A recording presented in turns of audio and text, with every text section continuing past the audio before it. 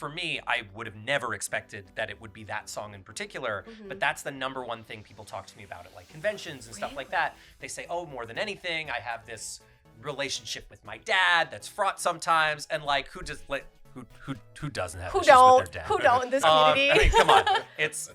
I used to joke that like one of the reasons that everyone that it's so always so cutting when someone's like, nah, daddy issues, is because everyone has them. It's never not true.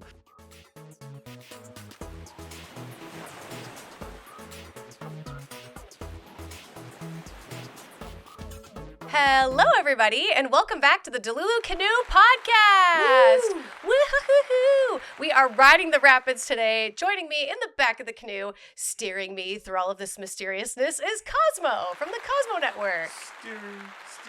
Steering. How you doing, love? Doing good? I am so good. I am so excited for today. I have been like counting down the days, getting ready, because we have another amazing guest today. Woo. We've had a lot of guests recently, but I feel like it's been a minute since we've like plucked somebody from like out of our normal circle. Right. So it's really cool to just invite other people into our canoe and let them unload. Exactly. So are we ready to meet today's guest? Oh, yeah. Drum roll. Imaginary. We can't hear it right now. But today we have joining us Sam Haft. Hello. Sam is a platinum-selling songwriter. You wrote like... How many? 60 songs is what Google says? Oh, so for the Helluvers, for Hazbin Hotel and Helluva Boss, I think it's over 60 now. That's insane. By the time I am done with whatever I contractually need to finish, it'll be over 100. Oh my gosh. Wow. Yeah. That's incredible. There it is. Wow. We got the damn button right out really the gate. early. I want to say that's a record. I hope it is. Wow. I hope like 8 words into a guest. I'm going to check. Yeah, I think you do. Go back and check. You're going to watch all the episodes and see. Yeah. Honestly, I think that is a record. Yeah. That's incredible, though. 60 songs, like, that's insane. It's a lot. And every time we start sort of a new set of them, it always feels like we're never going to have another idea ever again. And then we start writing and we're like, oh yeah, no, that makes sense. This is kind of new. Yeah. But I think also part of the credit there is to the creative team and Vivian who creates the shows, in that like she has a lot of fresh ideas for songs where we'll have thought we can do every possible song, and then she comes up with some wacky idea and we go, wow, well, I've never even heard a song like this. So I'm not out of ideas when it comes to writing it yet. Oh, I love that. The shows are so good. If you've never seen Hazbin Hotel or Helluva Boss, you're really missing out. Like, we're big fans of the shows on this podcast. So maybe when you're done with this episode, you should go watch them. Oh, heck yeah. But, like, make sure to stay around for the Patreon because we've got some questions for you Yes, later. Can't wait. Yes. But I really wanted to have you on the show because there's a lot of, like, hype and stigma when people are on the come up and on the rise of, like, what they were, like, born to do, what they were made to do. But a lot of times we kind of put this shield in front of ourselves where we present ourselves differently than we actually are. We have this tendency to be very polished and to be... It's not like you're pretending that you're not who you are, but it's like perfection. And we love having guests on the show to just kind of let them be human and talk about something that makes them feel a little delusional. So I'd love to know, like, what runs wild in your mind? Yeah, I mean, for me, my Delulu thought is precisely on that topic. It's like, maybe I'm Delulu that I just get to be like normal and weird without second guessing it anymore. Yeah. Because, you know, the fandom world and the way that suddenly anyone who's making art in a public way gets treated like, oh, like now you're an influencer, now your sort of whole personal life kind of belongs to everybody. Like, that is one of those things that I have definitely like had trouble adapting to mentally. Well, because you were in a band beforehand, right? Yes. And the band is a popular band. We're called The Living Tombstone. And, you know, there was already a lot of attention on the band, but it didn't feel like personal attention on me. Oh, okay. It felt like it was like, oh, it's attention on the project. It would be like people posting about Helluva or Hazbin, where, you know, they're posting about the thing, they're not posting about me personally.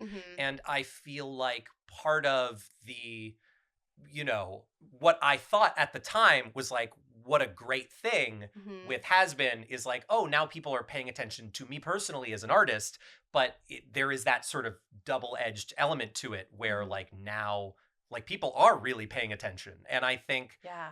you know, social media and existing as a person online, I never really thought of it in a way as like, oh, like people are looking at this. Yeah, You know, I was yeah. thinking about it in terms of posting, not in Mhm. terms of posting for people. For sure. You were just posting to post, and Yeah, all of a sudden you're posting to like, post. oh, I have an audience here that actually wants to see what I'm up to. Yeah. Yeah. And it's weird because it makes you think before, you know, not that everyone should think before they post. Yeah. That's important. PSA, think before you post.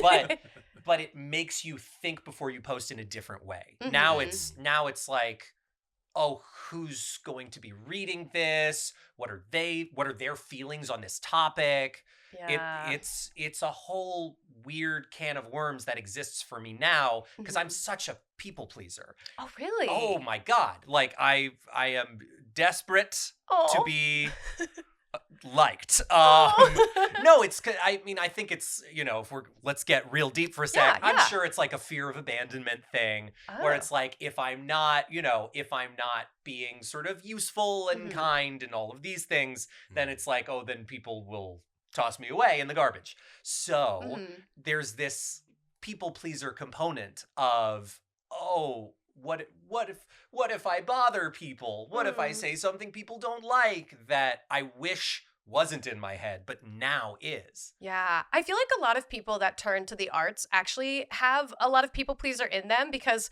what is, a show without an audience? What is, a movie, TV show, stage performance? It's like you have to please a certain crowd. Doesn't have to be every crowd, but people have to like what you make. Yeah. Otherwise, then you won't make any money. So I relate to the people pleasing aspect of it. And even your job, like you said, Vivian brings you an idea. And of course, for you, you're like, okay, well, I want to make her an idea that she will like. Oh, totally. And I've talked about this before, that when we're writing songs for her shows, Mhm. we're not really thinking like, oh, what is the audience going to think?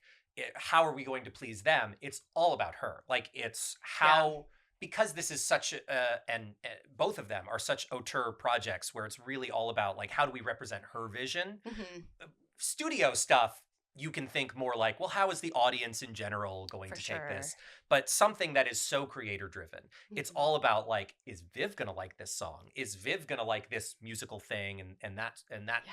element of it? So I like to say that we're really creating for an audience of one, and then it's her job to think about the audience as a whole. Mhm. But that kind of, one of the things that's so lovely about writing for these shows is that doesn't really become our problem. Yeah, yeah. Oh, that's got to be like a little stressful though, because Yeah. like that fandom is huge. Yeah, we went to the premiere Yeah, for we Hazbin did. Hotel, and there was like 1 million people in the theater, like Mhm. already dressed up and ready to rock and roll. I'm like, wow. And we were put in like the celebrity one. Yeah. Like, did you know Hey. that? Yeah, it was. I Pretty don't know cool. who pulled what strings or who knew that we were going, but they were like, no, put them in that theater. We are like, okay. Hell yeah. Could have been Morgan. We were just happy to be there. We were Yeah. just, us and our little gang. We all had so much fun. It was fun. I had such a blast. Yeah. And then it's personally my favorite character is Husk, Aw. and like Husk. Husk is Yeah. like everything. Okay, Keith David. I mean, I love legend. Keith Yes. David. Legend. Yes. I love Keith David from Gargoyles being Goliath to Spawn, my favorite Oh, comic yeah. book character. Yeah. But also, On camera, The Thing. Oh my God. They Live. They Live. Yeah, Yes. Yep. Everything, and from Pitch Black too, when he Yes. did all those I liked him in Princess and the Frog. Princess and the Frog. Yes. That But- was our jumping off point too when we were writing for, because Really? that was the first thing I could think of when I think like, oh, we have to write a song for Keith. Yeah. He's The got first thing I could friends think of on was the like, other- oh, well, here's Keith singing a song. Yep. And what Friends on the Other Side is such an incredible song. Yes, Mhm. yes. The whole Princess and the Frog soundtrack is amazing, but I think Friends on the Other Side is like standout. Yeah, I agree. But part of it was figuring out like, well, what do we do for Keith that doesn't feel like we're just doing Dr. Facilier? Yeah, it's got to be different. Yeah. Well, his character is just like, it's right up my alley. He's a bartender with like Mhm. little attitude and Mhm. cards and whatnot. I'm like, oh, and the yellow eyes. I'm just like, ah. It's like dream come true. I'm like, Oh yeah. chef's kiss. Oh, But that it's so song, the cute. loser one, loser, baby. I love that song. Yeah. Yeah. Yeah. So many great songs. And I also read somewhere, and I'm curious if this is true, that you're the scratch track for a lot of these artists. Where For you're all of them. For all of them? Yes. That's incredible. Yeah. The only thing that I was not scratching was Erica's part in More Than Anything in season 1. Real? Oh, that's high. Yeah, it's way in the rafters. Actually, you had pointed out the music sheet, the music stand I had out there. Yeah. That's the song I sang that booked me that show. More Than Anything? Mm-hmm. That's so cool. Yeah. That is actually the song that most people talked. And for me, I would have never expected that it would be that song in particular. Mhm. But that's the number one thing people talk to me about at like conventions and stuff like that. They say, "Oh, More Than Anything, I have this relationship with my dad that's fraught sometimes," and like who doesn't have issues with their dad? Who don't in this community? I mean, come on. It's I used to joke that like one of the reasons that everyone that it's so always so cutting when someone's like, "Meh, daddy issues," is because everyone has them. It's never not true. It's like every single person on earth has issues with their dad. Yeah. It's just, I think part of it is just, I would say maybe the median quality of dads in the world.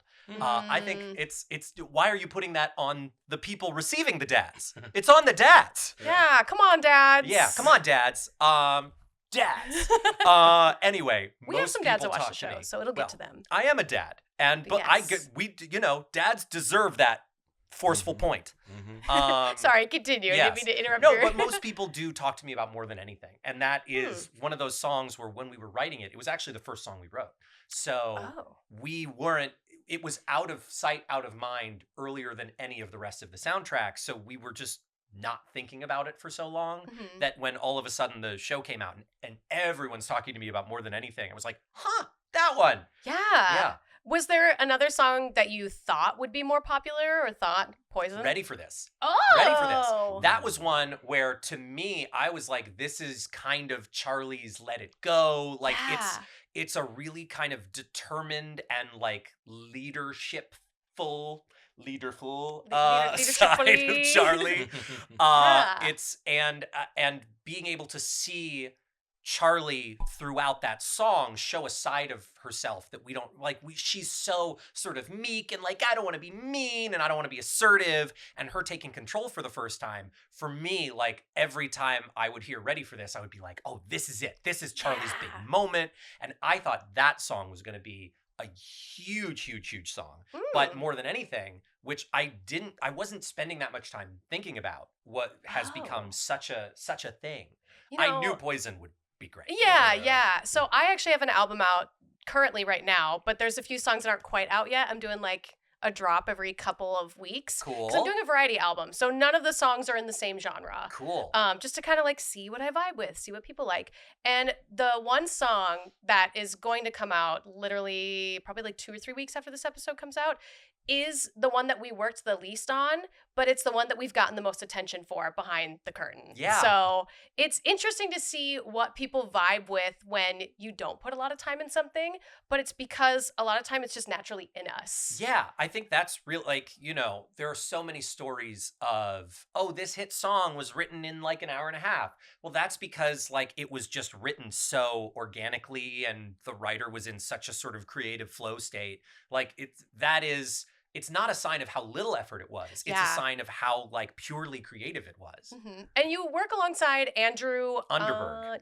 But he doesn't have a social media. No, he doesn't. He's actually well-adjusted. What? Yeah, he's normal. What's that like? I wish I knew. Yeah, he's got, normal levels of dopamine and serotonin and stuff. And I want a slice of that cake. Yeah. I want to not care so much about what people think. But so is it mainly you both together in a room collaborating, or is it like tons of people watching you work? No. We don't work under observation, really. Good. Yeah. Although actually there was a song or two where Viv was in New York for the premiere or for the sort of screening launch day event for Hazbin in January of last year.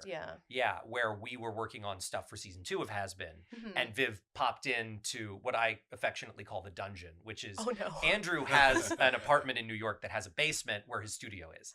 So cool. Viv popped into the dungeon and like kind of got to see what it looks like when we're creating music. And that was exciting to have someone there. Yeah. But it's also, I think we work probably the most naturally when it's just you know, both. us, and I live in LA, he lives in New York. We spend hours every day on Zoom. We are probably, you know, Zoom's bandwidth data bill or whatever is mainly us. Wow. That's incredible. I had no idea that you both were on the different coasts. Yeah. I never would have guessed visit that. each other to, you know, especially if we're worried about getting behind on a deadline, I will fly out or he will fly out and we'll spend a few days like working even longer than Zoom would allow. Yeah. But they kick you out after an hour if you don't pay, by the way. If you didn't know. Oh no, we are enterprise Zoom business clients. Yeah, you're like top gold tier. Yes, but part of it is like, you know, you spend that much time on Zoom and your brain just starts turning into mush after a few hours. No. And so being in person, like it does allow more, just being able to work for longer, being able to be a little bit more instant and spontaneous. Oh, for sure. Yeah. And then you can decline ideas if they're kind of like, that's good, but maybe we could go more in this direction. It's a little easier when you can hear it in person. Oh, totally. I think, you know, I think all feedback feels more collaborative too when you're face to face. Yeah. So when you're working on writing a new song or just like working together, do you typically stick to like one project at a time and then you finish and then move to the next? Or do you both kind of bounce between projects? I think part of it is when we're in a cadence of writing for a season of Hazbin, usually the timeline is like pretty intense. So we don't have a ton of time to do other stuff when we're in a Hazbin working cadence. Gotcha. When we're done with a season of Hazbin, often we end up working on a season of Helluva Boss. And when that happens, that's a lot more loosey-goosey. The schedule's a lot more flexible. We're both doing a lot of other stuff when we're working on Helluva Boss. When we're working on Hazbin, that is the primary thing we're doing. Yeah. Which is tough when there are other things to do. Right now, we are finishing up for The Living Tombstone. We're finishing up our upcoming album. We've got a couple videos to shoot.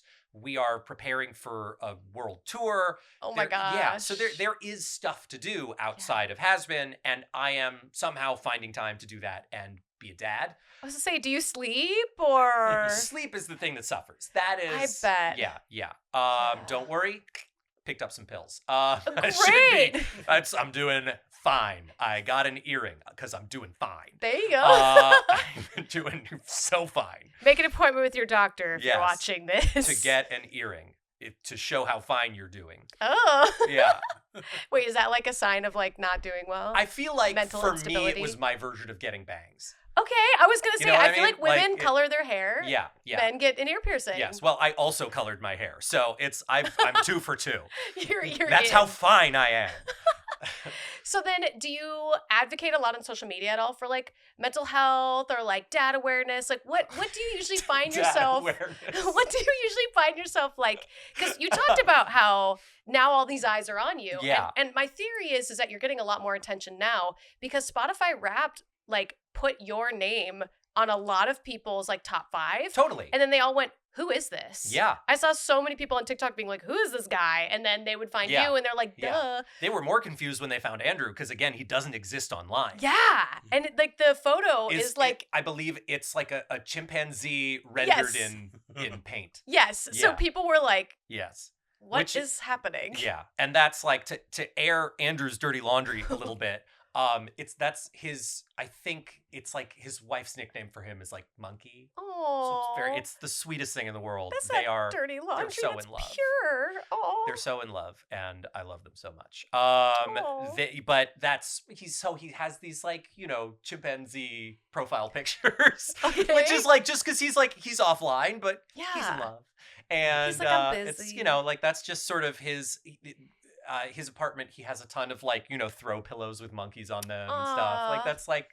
I feel like that is his his sort of animal that represents him. That's his version of Pokemon for Yes, me, where yeah. I've got Pokemon literally everywhere Yes. surrounding us. What is your? I see a ton of Eevees everywhere. Are you an Eevee person? So I'm really not an Eevee person, to be honest, but like if you look at any of the Eevee art, it has all of them on it. Yes, So that's a lot true. of times when people gift me things, it's like they'll get me like a whole Eevee set of like Yes. all of them What because is it's your easier. I'm Pikachu. Well, Like I drive a yellow car and Oh. I want to get a Pikachu wrap. that's So adorable. I don't know why the Pikachu like really stuck with me. Like my favorite number is 25 and he's like the 25th Pokemon. I don't know. We're cool. We vibe. Yeah. And it's, I think people look at, my relating to this is people go like, oh, really, that one? When you pick the one that's kind of the mascot for the franchise, Yeah. which I feel too, because my favorite Muppet, Kermit. I read that somewhere. Yeah. Yes. But it's, I get it. He's like the Muppet, but also there are things about Kermit that I greatly relate to. And I'm sure the same is with Pikachu. Oh, for sure. It's the Definitely. same way with X-Men. Everyone picks Wolverine. It's just Wolverine. Yeah. But I like Gambit. Gambit's like the Yeah. character that just needs to. We've got Shine excellent more. sideburns. So I Exactly. feel like, Exactly. yeah. Although that's a Wolverine thing too, I guess. Yes, mutton chops. Yeah. Yeah. I feel like usually you just pick the thing that you're like most drawn to, and it's usually something you have a lot of similarities with. Yes. Yeah. Yeah. I saw you picked Kermit because you're a workaholic. Yes. I am I actually felt getting a that. Kermit tattoo tomorrow. No way. Nice. Where? On my ankle. And Oh. it is, so my favorite Muppet movie is Muppet Treasure Island. Yours too? No, my best friend's favorite movie. Yeah. I love it so much. That's wild. And there is a shot from Muppet Treasure Island when Kermit is about to sword fight Tim Curry. Yes. And he's got his sort of saber out and he's got his shirt open and he has a tattoo of Miss Piggy on his chest. Yes. And I want to get that shot of Kermit Oh my gosh. on my ankle. You have to post Yeah. that on Instagram. Oh, I for sure will. You're not allowed to not to. I will Yes. DM you and just be like, "Where's that photo?" 100%. Oh. It's going online tomorrow. Well, which will be I was gonna well say, will it before be- this comes out. I was like, "Will it be done in one go?"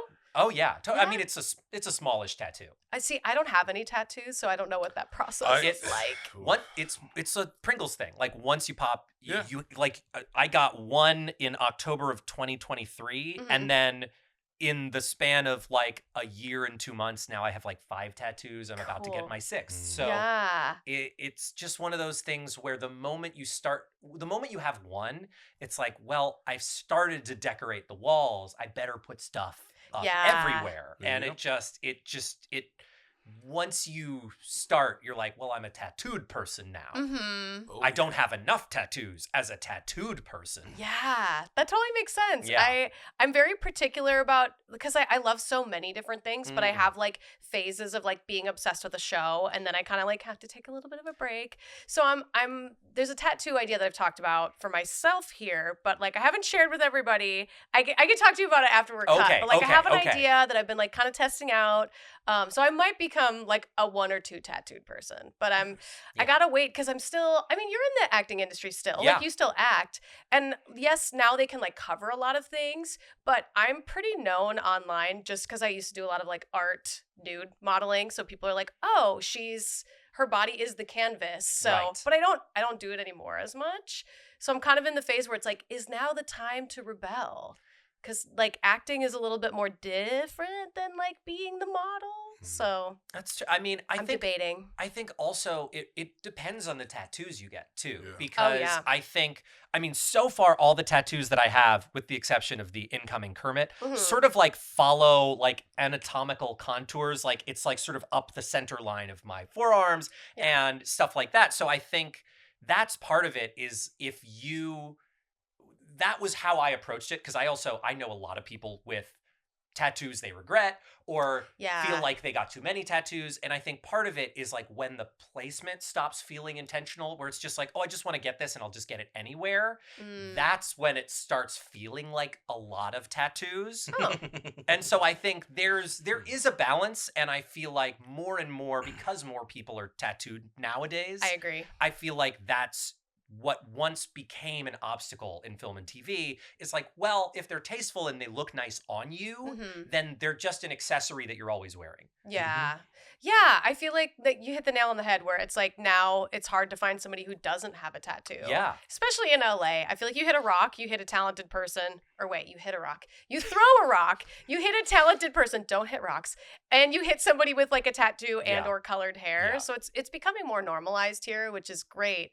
I've just been like dabbling with the idea because I don't want to impulse get something that, That's true. like you said, so many people have that one that they don't want to get, and the removal process is incredibly painful. Is what I've heard. Yeah. I've heard it hurts a lot more than getting the tattoo. Although I will say, as someone who recently didn't have tattoos, I was so positive that getting a tattoo would hurt so much because everyone always is like, oh my God, tattoos hurt so much. It doesn't hurt that much. Do you have like a high pain tolerance though? No. Okay, because I don't such either. A bitch. Same. I am really like I'm a small woodland creature. Yeah. I think that's I jump scare at everything. Same. Yeah, Do paper cuts hurt you? Oh yeah. And you complain about them? Yep. 100%. So this is if you I didn't see a cat, but if you've ever owned a cat and been scratched by a cat, it feels kind of like being scratched by a cat nail. Oh, okay, that's not bad. No, it's not bad at all. Yeah. But I think part of it is they keep the scariness of like, oh, tattoos hurt to discourage people from deciding to get tattoos. Yeah. I've had people like talk to me about like, because there's a placement that I want to get this tattoo that I've hypothetically talked about to a couple people. And they're all like, no, you can't get it there. Like, they won't tattoo anyone there on their first one. And I'm like, I'll go ask somebody else then. I also think like that's, there are some tattoo artists who may have rules about that. For sure. But largely that's not true. If you don't seem drunk, I think they'll tattoo you if you're sober. whatever you want. But you also got to think about the skin, the area where it's going to be growing a lot, where it stretches a lot. Yeah. And like armpit, no. Damn. Oh God. Like armpit. That was what I was thinking, man. Like armpit, or like even some areas in the back, knees, hands, the top of the hands, everything like stretches out and grows. Yeah. What used to be a piercing up here is now moved because of the scar. My skin just moved. So it's skin does that. Yeah. Yeah, skin do be doing that. Yep. Do you ever get people that like DM you like really creepy questions that are like, so you say you have 5 tattoos? Yes. Where's the yes. Happen a lot? I think yeah. I mean, I don't want to like out anyone who's DM'd me, but I've gotten some interesting ones. I would say most of the interesting DMs I get are actually fans of the band. I think the Hazbin fans aren't sliding into my DMs the way that the band people are. That's good, I guess. Yeah. I think, that has been interesting. Like, my wife has like a private Instagram, and she gets new follower requests constantly, and it's just always like, oh, who are they following? Oh, just my husband. Like, that does happen a lot. That's a little creepy. Yeah, it happens sometimes with my sisters, sometimes my mom. Oh no! Oh gosh. Oh, it's they're adults. I mean, it happens to my mom, but she loves it. Like, my mom's all about it. And I'm like, hi, Mom. Just don't tell them anything weird about me. Yeah. Or maybe do. Then maybe they won't slide into your DMs. Yeah. But well, I think part of it, too, is like my wife has a private Instagram so that like she can share friends like pictures of our child. Yes. And stuff like that. So it's like that's not a space for fans to be. Makes sense. Yeah. Yeah. Oh, I can't even imagine like, because I'm not dating anybody or like married or any of that, but I couldn't imagine like them getting DMs from fans and how that would turn out. So I'm sorry that happens. Yeah, it's she gets DM questions sometimes too that are interesting. But yeah, so that's what will happen. My advice would be like post your baby more. Like I just as long as you like keep showing that you're happy and like have a baby. Oh maybe no, that people will trust me, does not affect the DMs at all. really. No, I'm always posting about my wife. That's why people keep requesting to follow her. Oh. So no, that is Darn. not a deterrent. Well, Yeah. shoot, I tried. Yeah. So Although, it doesn't get better, does it? no. No, but it's fine. I mean, it's, that's I'm of the not game. I'm not like bitter or anything about because I'm getting to like live my dreams or whatever. So it's it's the cost of doing business to Yeah. an extent. Mhm. Is that kind of parasocial element. I mean, there are elements of it that obviously bother me, that especially as a people pleaser, this idea that like, oh, I don't really have control over what strangers think of me anymore. Yeah. Because it's just sort of like, It's tough. I belong to them now. I don't get to decide who I am. Mhm. They get to decide who I am after interpolating a series of, facts or posts or whatever. So Yeah. that obviously, I think that's causes me a low level of constant psychic damage. Yeah. But outside of that, like it's, I get to do this. I'm very Mhm. lucky that I get to do this. Well, and you're doing it successfully too. Like that's the whole point of, loving your art so much Yes. and seeing that other people relate to it and love it. It's just unfortunate though that people can take it to the next level and make things a little weird. But it sounds like you're handling it. I know you joke about your mental health a little bit here Oh, and there, yeah. but it sounds like you're handling it really well. Oh which yeah, is I was a great. disaster first. So Oh, it's no. no, I'm Story time? no, I'm Just just kidding. like I am not neurotic because of it. I'm an already neurotic person experiencing it. Like I started this way. Yeah. Gotta Yeah. finish strong. Yeah, I could have been depressed and, offline. Yeah. I feel like there's a reason how your story like began and like what brought you to the places that you're at now. Totally. And you're enjoying it. It seems I like am. you're doing what you need to do and working really hard and Yeah. hopefully not too much that you're Way too much, try- but that's Yeah. okay. And Yeah. on the advocacy side,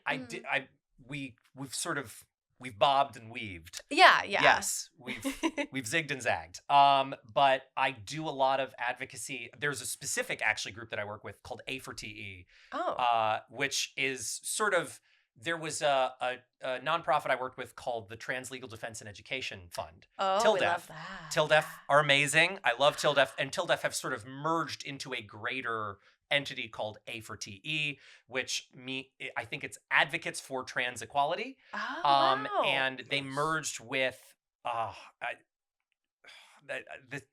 there are a lot of They do names that. to remember. Oh, okay. Yeah. They merged with a Washington D.C. based trans advocacy group as well, and that's the combination of them is A for TE. Got it. Okay. I think the DC one is TCFE, Trans Center for Equality. I want to say that was the one in DC, which I wasn't working with, but then TILDEF combined with them, and now I'm working with A for TE. Wow. Well, we'll make sure that on the bottom of the screen for everybody watching on YouTube. Please support them. We'll put it there. Yeah. Is there like a donate button on their website? Yes. so Oh to yeah. speak? You Okay. can donate, and it's very welcome. We as in the band, The Living Tombstone, we've been donating to them for consistently for a long time. We, in fact, our most recent original song about Five Nights at Freddy's was 50% of all the revenue of that song since it has come out goes just directly, we direct deposit it with them. Oh, that's which incredible. is great because I feel like it's a great cause, and it's a way to like provide this nonprofit with a source of passive income. Yeah. So it's not just like, oh, hey, like, please give one at a time. It's like constantly flowing through. A for TE, they need it now more than ever. The website is a4te.org. It would be super awesome if they got some extra donations out of this, because they're great people. Yeah. Charity is important. Yes. Charity is Yeah. important. heck Yeah. Honestly, I've been looking for another way because I've done like a 24-hour Twitch stream. Oh, cool. Where I'll, like everybody that donates, I'll meet the donations. Awesome. I did, what is it called? The Autism Society. Like a couple years ago, and it was really fun because they have like a headquarters here. So I like brought them like the check and That's did the whole cool. fun thing. And I've been itching to do another like big charity, like where it kind of brings everybody together and we all go for another cause. So maybe we'll look into doing that one next. They're really great. Yeah. And, obviously I've been working with them for a long time. The first time I met them was actually a 24-hour stream. No way. Yeah. So a friend of mine, a voice actor, Jesse Nowak, was raising money, and we were raising money with him for top surgery.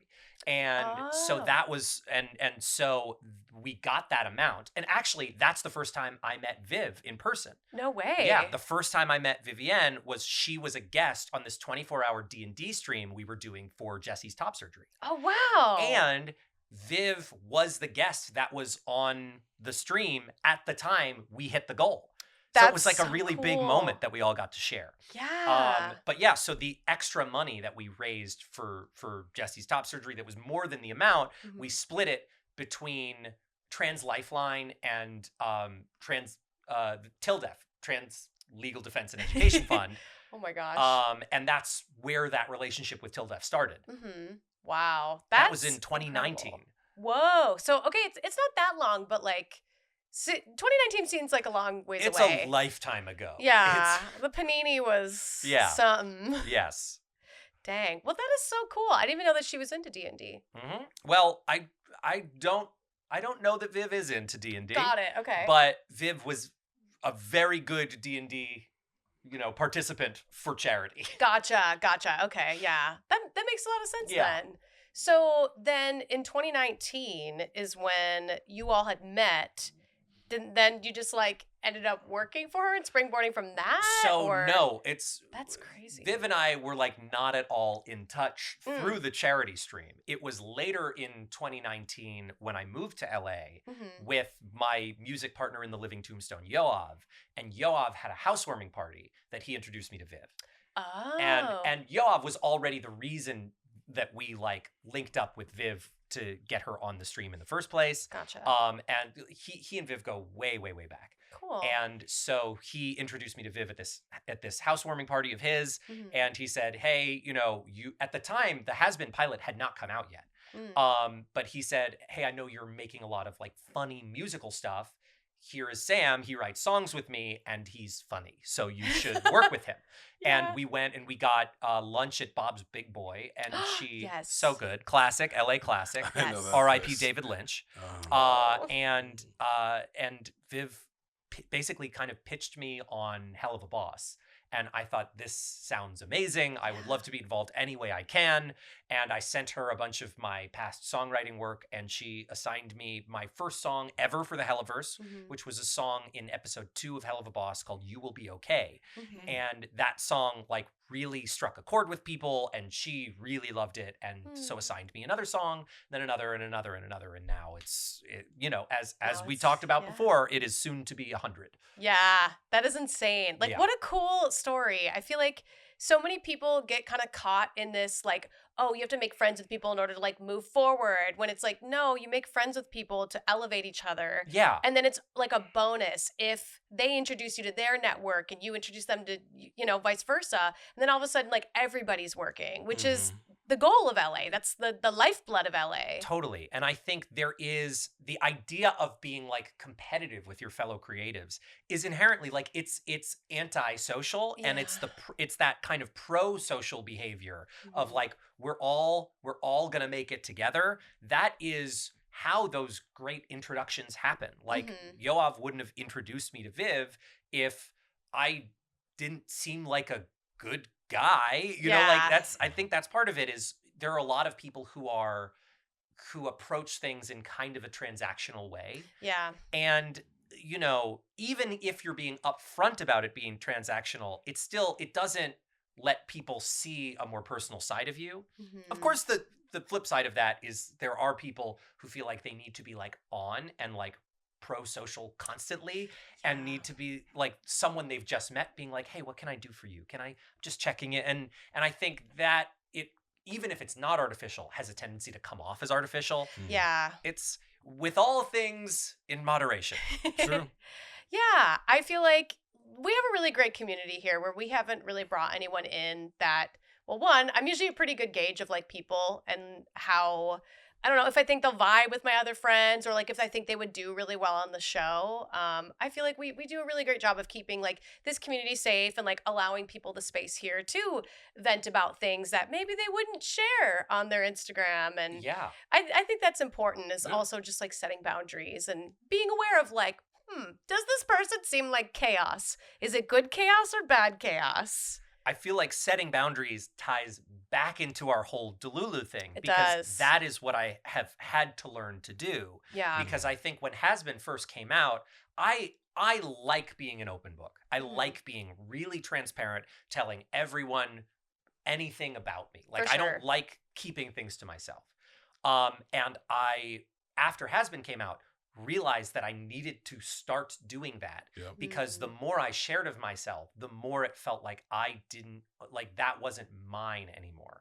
Yeah. And that was a real thing I had to learn about, was how to set those sort of boundaries and how to not like have an aspect of myself that I need everyone to know about. And I think that's part of it. And it's there's nothing I would take back like sharing. Yeah. But I do think it has made me more thoughtful in the way I do share things. Yeah. And I think it's thoughtfulness maybe is a better word than boundaries. Yeah. Yeah, But it I is think it is so. a form of boundaries. It is. It's a way of saying like, it's enough for the people. It's like your tattoo. It's enough for the people in your life and the people that you care about to know about this thing.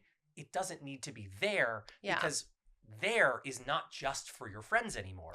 Right. There is for everybody. Yeah. Well, and then everybody puts in their 2 cents, and I'm kind of like, no, Oh, I yeah. have an idea. Don't give me your 2 cents. Yeah. Some people ask me, it's like, what does your tattoos mean? I was like, you gotta find a decoder first and like decode everything and whatnot. And after you do and you find the secret, come tell me and I'll give you a surprise. Yeah. There you go. There, Put him on a mission. Scavenger hunt. There is no Dakota. Yeah, right.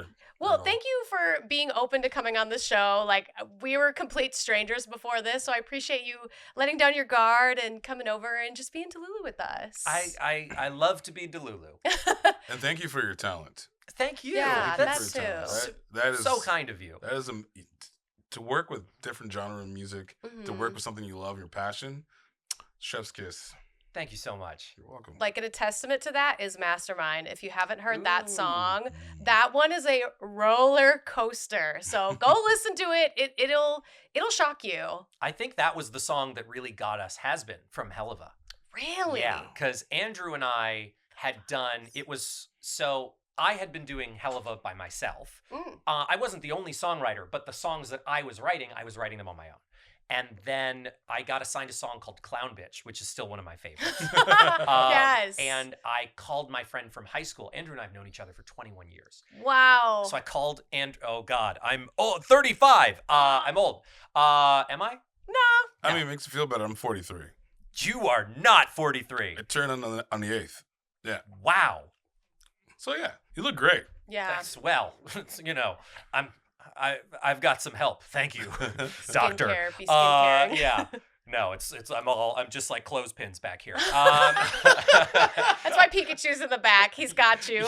Yeah. Pikachu's holding my Botox syringe. So I've known Andrew for 21 years. Yes. And Andrew, at the time, I knew was doing a lot of like producing in K-pop.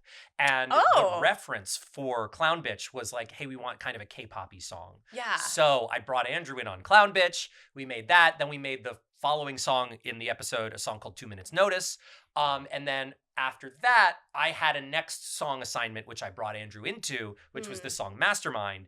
And it was a much more sort of theatrical and musical theater-y song, but it has some kind of like, almost like 80s Jim Steinman Meatloaf kind of poppy thing. Yeah. Towards the like power rock thing at the end. It's yes. fun. So But good. after we did Mastermind, very shortly after that, Viv was like, hey, I think I'd like you guys to write songs on Hazbin. And Wow. then we then became the only guys writing songs on Hazbin, and the rest is history. Wow. That's incredible. Oh, That's stories like awesome. that, I always love having the platform to share because you just never know like what thing is just gonna like grow into the garden of like your career, your job, and like the Yeah. things that you clearly were like born to do. So thank you for sharing. Shucks. But because we unfortunately have to wrap up this river ride, where can our followers find you?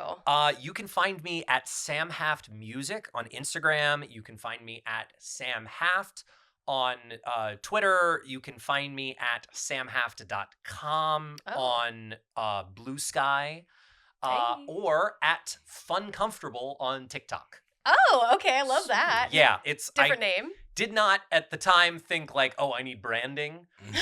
And so when I joined TikTok I want to say 2019, I Yeah. joined TikTok and I made my name fun, comfortable, and I made my profile picture Sonic and Mario kissing. Nice. And Oh my God, that's That is amazing. still my profile picture, even though I have been told that they will not verify me on TikTok if that stays my profile picture. I don't care. I'm in my too deep. It's Sonic and Mario kissing That's until I pass away. You're like, I've committed to the bit. Yes, I've committed to I'm in too deep. I just started watching those 3 movies.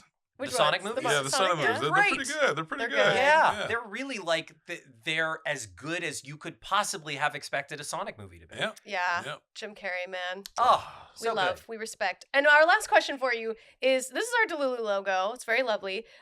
So when people come on, they pick which character they kind of relate the most to. So is there one that you're kind of like, ooh, I'm a little bit of a scaredy cat, or I'm more of like a bossy dog, or like a bear who's just watching the chaos ensue? Oh man. I mean, I would say between the 3 of them, I would say I'm a scaredy cat because I have a lot of anxiety. But I feel like there are times that I am in a like positive Kermit-y way, a bossy dog. Like There you go. I feel like I do have to be very type A a lot of the time. Yeah, I get that. So a little bit of the hybrid. Yeah. Cosmo, what about you? How are you feeling today?